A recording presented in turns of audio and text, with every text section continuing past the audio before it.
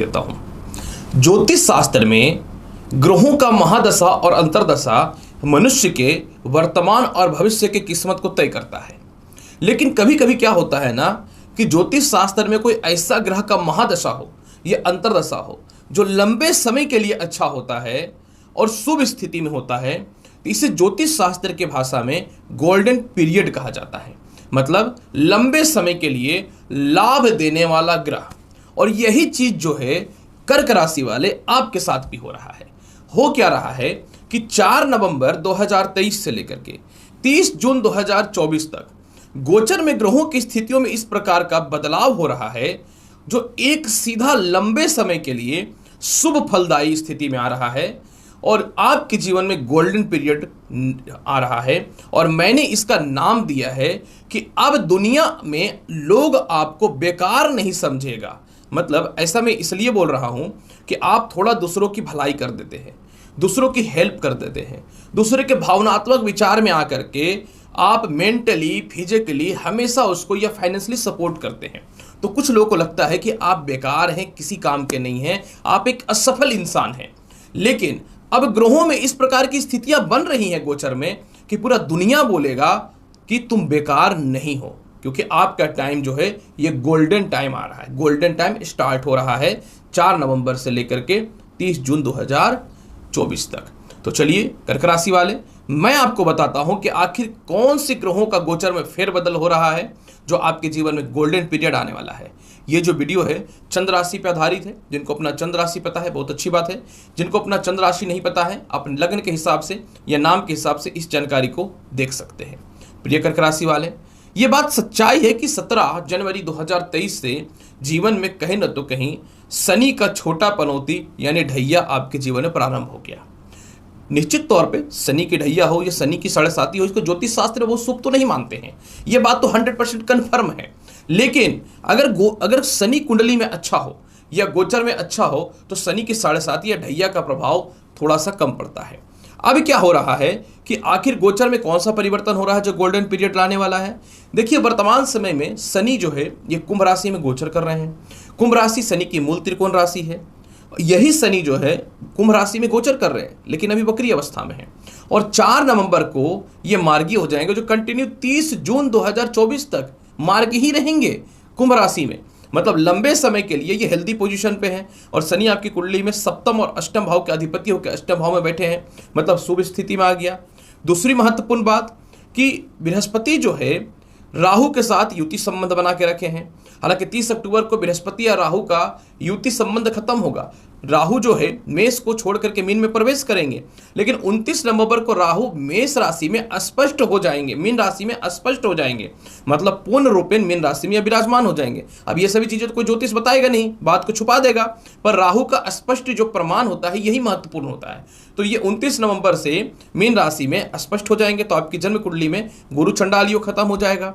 और तीसरी सबसे महत्वपूर्ण बात, जैसे ही राहु मीन राशि में आएंगे केतु कन्या राशि में आपकी कुंडली के तृतीय भाव में बैठ जाएगा, यानी आपके जीवन में सुख के भाव को छोड़ करके पराक्रम के भाव में बैठ करके आय स्थान को देखना चालू कर देगा। मतलब यहां से आपका जीवन बदलना चालू हो जाएगा। अब सुनिए बेनिफिट क्या होगा। सबसे पहला यहां पे देखिए क्या होगा। जैसे ही शनि 4 नवंबर को मार्गी होंगे तो आपकी कुंडली में यह कुंभ राशि के अष्टम भाव पे मार्गी हो जाएंगे। जैसे ही अष्टम भाव पे मार्गी होंगे इनकी दृष्टि द्वितीय भाव पे, दशम भाव पे और इसके अलावा इनकी दृष्टि पंचम भाव पे आ जाएगा। मतलब सबसे पहले ये आपको आत्मविश्वासी बनाएगा, कॉन्फिडेंस दिलाएगा। अष्टम भाव में बृहस्पति का मजबूत होना ये विवाह से सुखों का घर होता है। तो सबसे पहला जिनका वैवाहिक जीवन लंबे समय से खराब चल रहा था, सेपरेशन था, दूरियां बनी हुई थी या कुछ ऐसी स्थिति बनी कि एक्स्ट्रा मैरिटल अफेयर हो या गलत रिलेशनशिप के चक्कर में जो अविश्वासिता बनी ना, वह खत्म होना चालू हो जाएगा और तालमेल बेहतर होना चालू हो जाएगा। सबसे पहला काम ये करेगा। सप्तम भाव से द्वितीय भाव होने के कारण जिनका पार्टनरशिपिंग में व्यापार में नुकसान कंटिन्यू हो रहा था, इसमें कुछ लाभ की संभावनाएं बननी चालू हो जाएंगी। सप्तम भाव से द्वितीय भाव होने के कारण जो आपके विरोधी थे, जो आपके कंपटीटर थे, जो एक टूक भी आप उसको नहीं शोभाते थे, अब उन्हीं से आपको धन की प्राप्ति होनी चालू हो जाएगी और आप उनसे विजय भी होना चालू हो जाएंगे, क्योंकि सप्तम भाव एक्टिव हो जाएगा। तो आपके जीवन में विवाह के बहुत ही अच्छे अच्छे योग आएंगे, मनचाहे रिश्ते मिलेंगे, नौकरी व्यवसाय में परिवर्तन होगा, नौकरी में तो परिवर्तन होगा, व्यवसाय में अलग अलग जो है आपके ब्रांचेस खुलने चालू हो जाएंगे। सप्तम भाव का मालिक मजबूत हो जाने से आपके जीवन साथी आपके कर्म क्षेत्रों में पूर्ण रूपेण सपोर्ट करना चालू कर देंगे। और इसके अलावा काफी समय से आप अपने व्यापार में कुछ तब्दीली करना चाहते थे, वह भी जो है आपके जीवन में होना चालू हो जाएगा। षष्ठम भाव से सप्तम भाव द्वितीय होने के कारण कर्ज की मुक्ति के बेहतर रास्ते आप अपने जीवन में खोलना प्रारंभ कर देंगे। और सबसे ज्यादा महत्वपूर्ण जो आपके जीवन में लाभ मिलेगा कि आपकी पब्लिसिटी बढ़ेगी लोगों के मध्य में। यानी अगर आप पॉलिटिक्स के क्षेत्र वगैरह में हैं या प्रशासनिक क्षेत्र में हैं या बहुत बड़ी किसी कंपनी के मालिक हैं, जो आपके अंडर में जो लोग काम करते थे आपको वैल्यू नहीं कर रहे थे कुछ दिनों से, क्योंकि शनि इन सभी चीजों का कारक होता है, तो उधर से आपको वैल्यू और इंपॉर्टेंट प्रॉपर मिलना चालू हो जाएगा। शनि द्वितीय भाव को देखेंगे, मोटा धन की प्राप्ति होगी। कोई खानदानी संपत्ति है, प्रॉपर्टी है, तो मोटा धन की प्राप्ति होगी। और कोई ऐसे फ्रेंड सर्कल हो, स्त्री हो या पुरुष का रिलेशनशिप हो, जिसमें आप बोल नहीं पाते थे और आप फंसे पड़े हुए थे, द्वंद्व में फंसे हुए थे, आप बोलेंगे और बाहर निकलेंगे। अब यहां अष्टमेश प्रबल हो रहा है, तो व्यर्थ का जो जीवन में केस मुकदमा किया गया 2.5 वर्षों में, जो तनाव की परिस्थितियां आई आपके जीवन में, उसको ये ठीक करना चालू कर देगा। इसके अलावा अष्टमेश जब आपके जीवन में प्रबल हो जाएगा तो आपके जीवन में किसी कारण से लंबे समय के लिए आपको छुट्टी चाहिए तो वह मिल जाएगा। आपको कर्म क्षेत्रों में थोड़ा सा बदनाम किया गया, वह भी आपको जीवन में फल मिलना चालू हो जाएगा।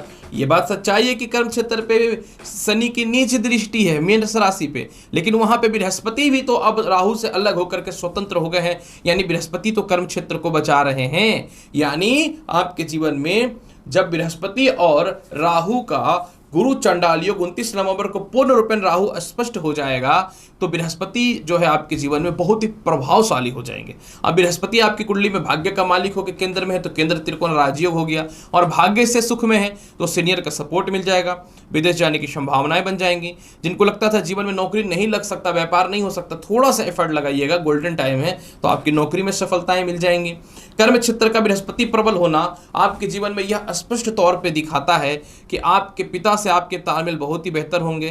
कर्म क्षेत्र में आपके आचरण सुधरेंगे। जो आलस्यपन के चक्कर में आप नौकरी पे नहीं जा रहे थे, घरेलू उलझने इतनी पड़ी हुई थी 1.5 साल में, कभी माँ का स्वास्थ्य खराब होना, कभी पिता से लड़ाई होना, कभी प्रॉपर्टी से दूर हो जाना, कभी प्रॉपर्टी में विवाद हो जाना, वाहन खरीदना उसकी एक्सीडेंट हो जाना, संपत्ति खरीदना पर सेल नहीं होना, और सेल होना तो लिटिगेशन में चला जाना, तो इन सभी चीजों से आपको, ये जो 1.5 वर्षों से आप परेशान चल रहे थे, इन सभी चीजों से आपको बचाना चालू कर देगा। क्योंकि चतुर्थ भाव का मालिक तृतीय भाव में केतु जाएगा। अब आप ठहरे लोगों की सहायता करने वाले, लेकिन ये केतु आपको सेल्फिश और लालची भी बनाएगा। मैं तो बोलता हूं बन जाओ सेल्फिश और लालची, खुद का घर चलना चाहिए भाई साहब। खुद की घर नहीं चलेगी तो घर वाले ही छोड़ के भाग जाएंगे, बीवी हो या बच्चा हो। याद रखिएगा, पैसे में ताकत बहुत ज्यादा होता है।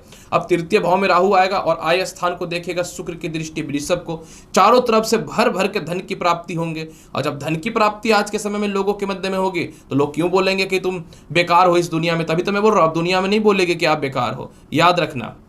इसके बाद फिर जो है भाई बहनों से तालमेल अच्छा होगा, खानदानी संपत्ति का बेहतर लाभ मिलेगा।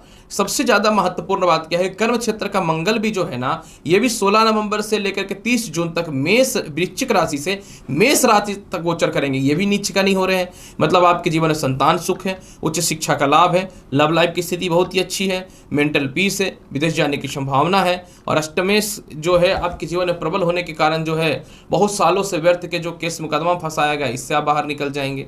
हालांकि एक गोल्डन पीरियड में एक बाधा भी है। बाधा यह है कि भाग्य स्थान में राहु पितृदोष भी पैदा करके रखा है गोचर में, तो आपको अपने पिता से और सीनियर से तालमेल सिर्फ खराब नहीं करना है। खराब करेंगे तो फिर आप अपने गोल्डन पीरियड को खो देंगे। और मैं बहुत सीधी सीधी बात करता हूं, लगन पे इसकी दृष्टि पड़ने के कारण क्रोध और गुस्सा बहुत आएगा, तो आपको अपने क्रोध और गुस्से पे बहुत ज्यादा नियंत्रण रखना पड़ेगा। इसके अलावा जो है केतु का सप्तम भाव में दृष्टि पड़ने से थोड़ा सा आपको आने वाले जून 30 तक जो है वैवाहिक जीवन में थोड़ा सा कलेश से बचना चाहिए। और आप देखिए कि जबरदस्त लाभ की प्राप्ति होगी। और आय स्थान इतना ज्यादा प्रबल हो रहा है, एक साथ आय और धन दोनों प्रबल हो रहा है। क्योंकि इधर केतु आय को देख रहा है, केतु आय को देख रहा है और शनि धन को देख रहा है, तो आपके जीवन में बदलाव इतना भयानक होने वाला है कि आपने कभी एक्सपेक्ट भी नहीं किया था।